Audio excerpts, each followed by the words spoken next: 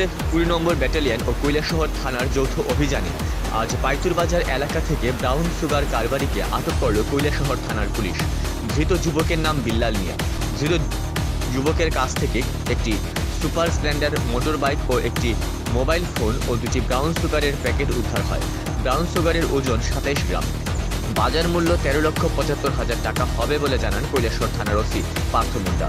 ধৃত যুবকের বিরুদ্ধে কৈলাসহর থানার পুলিশ এনডিপিএস ধারায় মামলা নিয়েছে।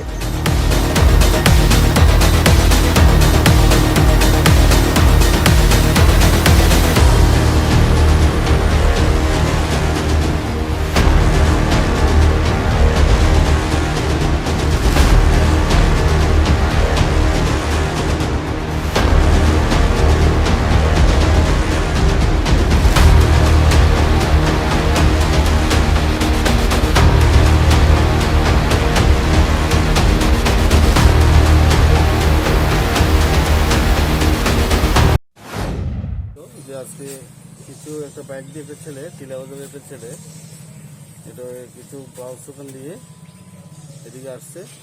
ওইসব খবর ভিত্তিতে আমরা এবং বিএসএফ একটা জয়েন্টলি একটা টিম করে সেটা আমরা 3 জায়গাতে আমরা অ্যাম্বুশ করলাম, পাইতুর বাজার, সাইফুন নাকা এবং আরও সামনে, যাতে সে না ভাবতে পারে।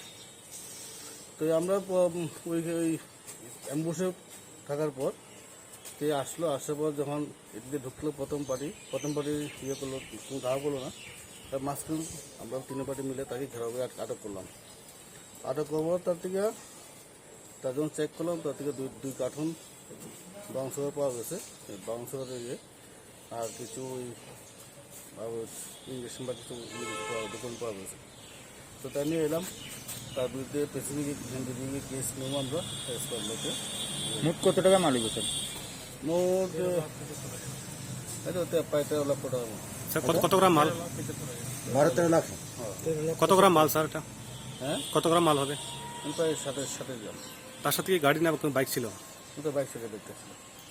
2টা প্যাকেট। 2টা প্যাকেট। কত টাকা ওজন? ওটা প্রায় 27 গ্রাম। 27 গ্রাম। দাম 13 লাখ। বিএসএফ এরিয়াতে আছে।